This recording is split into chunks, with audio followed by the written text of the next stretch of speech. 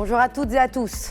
Comment établir un projet de loi de finances à même de répondre aux besoins d'un nouveau modèle de développement?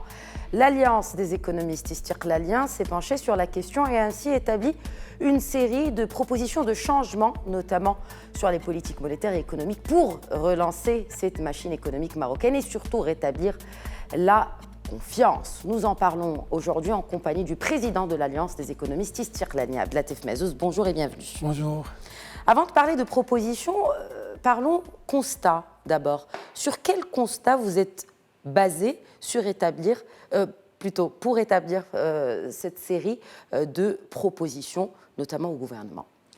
Écoutez, d'abord, je voudrais rappeler que l'Alliance des économistes Istiqlaliens est un organe du parti qui constitue une force de proposition dans ce rôle qu'a décidé de jouer le parti, qui est une opposition nationale constructive. Et donc, dans tout ce que nous avons fait depuis que nous avons choisi cette position-là, nous avons toujours essayé de suivre l'actualité, de la regarder avec un regard critique, mais de la critique positive, et de venir avec des propositions pour essayer de contribuer à notre façon à l'amélioration des choses dans notre pays.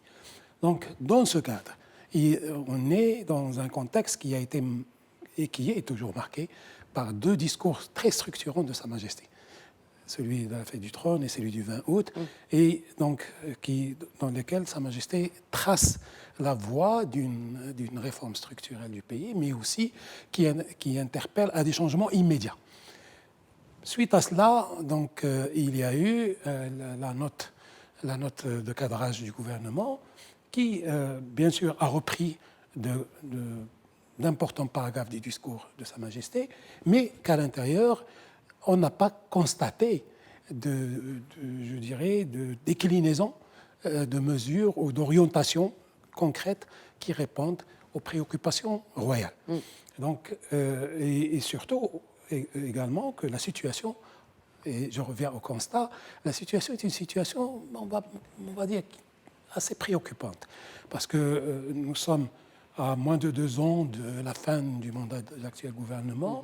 On nous a promis 5,5 de croissance sur la période. On est à 3,3.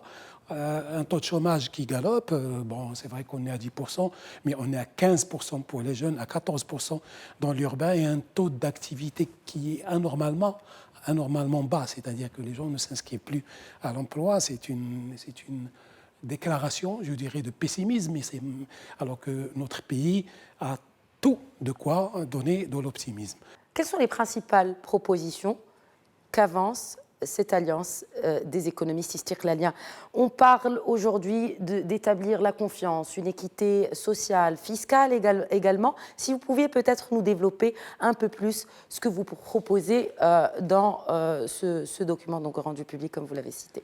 Voilà. Donc, on part du principe, comme pour nous, de deux mots-clés que vous avez bien soulignés. Un, donner de l'espoir aux citoyens. Donc, relancer la machine de l'emploi.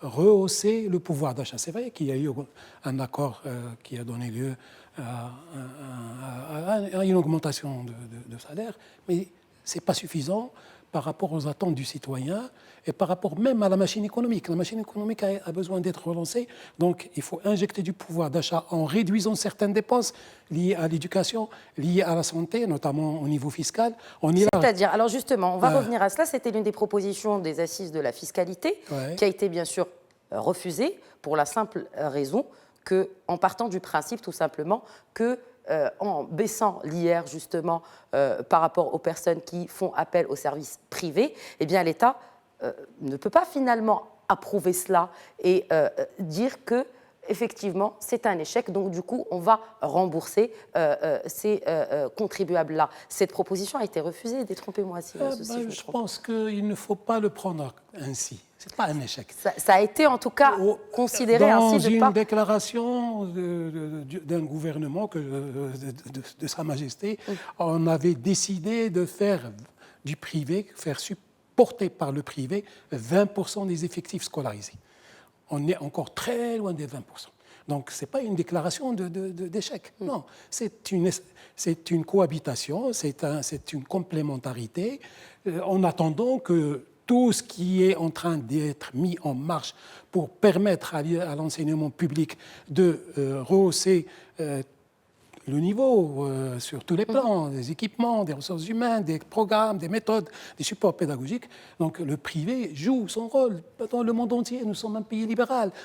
Maintenant, il y a qui va dans cet enseignement privé?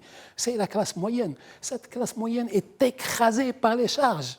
Charges de santé, charges de transport, charges d'éducation, et j'en passe. Donc, il faut alléger. Charges fiscales pour le coup. Charges fiscales, et c'est pour ça qu'on demande d'élargir les tranches de calcul de l'IR. Ce n'est pas normal qu'on plafonne à un certain niveau. C'est-à-dire, on considère que celui qui fait 120 000 dirhams par année, 10 000 dirhams par an, est déjà riche. On va le sanctionner au niveau des impôts.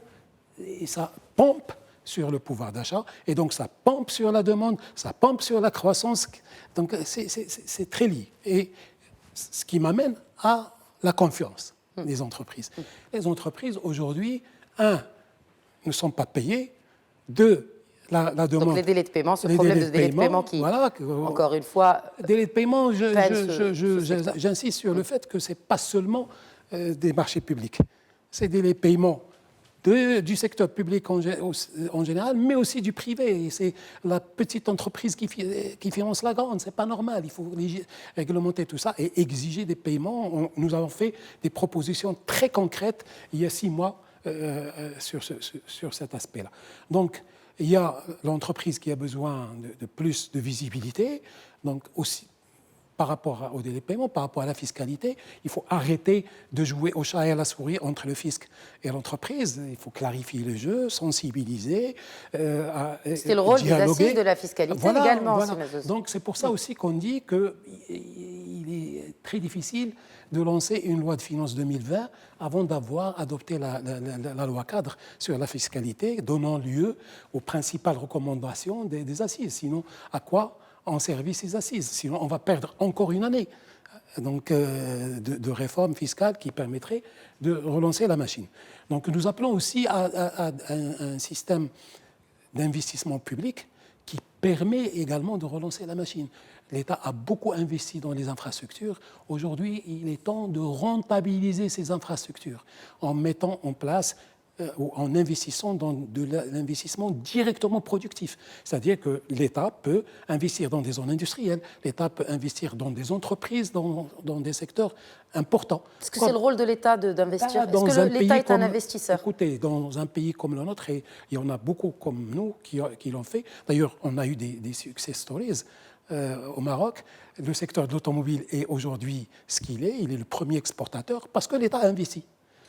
L'État a investi, il a donné l'exemple, et puis l'État récupère. Donc il faut mettre un mécanisme qui permet à l'État de professionnaliser cette approche. J'investis pour lancer et je me retire quand ça devient possible. Alors je voudrais juste terminer peut-être avec comment arriver à tout cela, comment financer ces propositions, surtout que vous proposez de réduire les charges fiscales, notamment pour cette classe moyenne. Parce que c'est une affaire d'une machine qui s'alimente. Lorsque vous donnez du pouvoir d'achat aux pauvres et à la classe moyenne, les gens consomment sur place. Et en consommant sur place, je relance la machine. Donc il faut cibler les aides pour les pauvres. Voilà, pour qui consomment. Voilà, c'est-à-dire, c'est pas... Quand je dis des aides, non, des aides quand c'est nécessaire. Mais je dis amélioration du pouvoir d'achat, c'est donner des aides pour ceux qui le méritent, mais surtout alléger la charge du travail. Parce que quand j'augmente la fiscalité, le travail devient cher et l'entreprise ne recrute pas. Quand je réduis la fiscalité, le travail devient moins cher et l'entreprise recrute. Et la machine tourne, d'un côté. 2, il faut du ciblage de l'investissement public.